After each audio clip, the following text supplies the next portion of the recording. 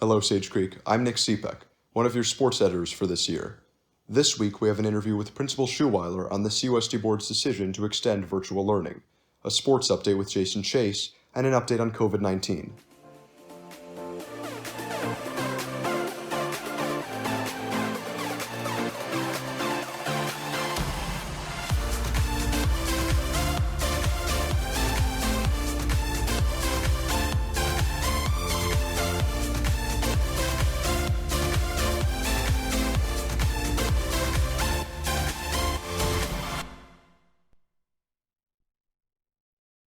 Good morning, Sage. As many of you may have known, as of September 23rd, the board has decided to extend online learning through January, with the exception of some clubs and sports meeting on campus in October.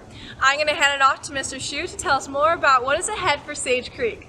Thank you so much for meeting with us and being interested to hear what you have to say. My pleasure. Yeah, to get started, what groups will be allowed to meet on campus in October and what would that look like? So I imagine you're referencing the board's decision to allow groups back on the campus. Is that correct? Yes. Okay, yeah. So right now we're developing our site plan based on the Board of Trustees' decision to allow students back on campus in person. So right now we're looking at having athletics, activities, clubs, and like extracurricular opportunities to be back on campus. So from an athletic standpoint, you're looking at, all sports are going to be out of season sports right now. So you'll see certain coaches wanting to bring their athletes back onto campus to do some conditioning and participation in that regard. You might see clubs meeting with their advisors on campus.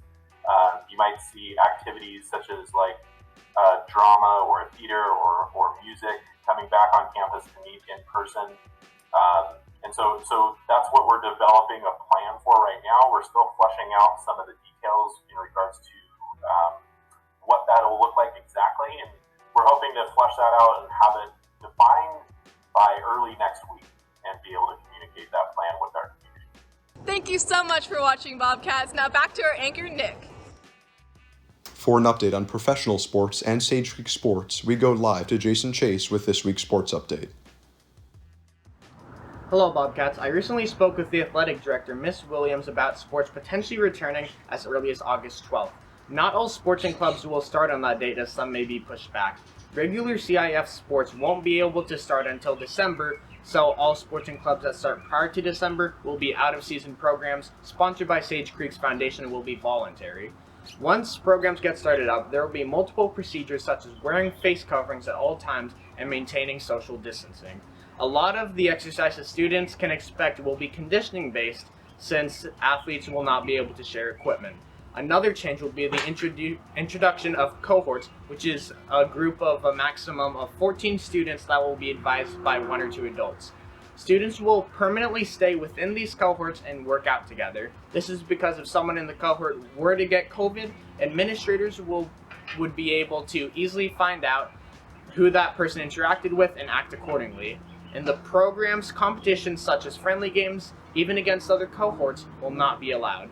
Be sure to contact your coach or advisor to see if your sport or club will be able to meet back on campus. Let's send it back to Nick. With virtual learning extended into January, the COVID-19 pandemic is still very much a threat. We go to Madeline Mack with more information on COVID-19. Thanks, Nick. It is Wednesday once again, and as many of you know, the CUSD board decided that middle and high schools will continue distance learning through January. This decision was made with semester schedule schools in mind, and has caused some confusion for SCHS since we are on the trimester schedule. There are questions surrounding whether we will be returning in the middle of trimester 2 or return later at the start of trimester 3. For now, more opportunities will be available in person. The board announced that clubs, sports, academic teams, and other school-related activities will be allowed on campus in a structured setting. These activities are scheduled to start the week of October 12th, and more information will be released in the coming weeks. This decision was made with consideration for students' mental health and also the continued concern of COVID-19 transmission. This past week, San Diego County has experienced 1,809 new cases and 16 deaths due to the virus. At yesterday's Board of County Supervisors meeting, it was confirmed that San Diego County has a 6.7% new case rate per 100,000 people. This means that we not only stay in the red tier, but that our case rate has gone down 0.2% since last week's evaluation. This has been Madeline Mack, sending it back to you, Nick. Thank you, Madeline. Make sure to visit thesagenews.com and follow @The Sage Publication to find new articles published daily. I'm Nick Cepek, and thank you for watching this episode of The Sage.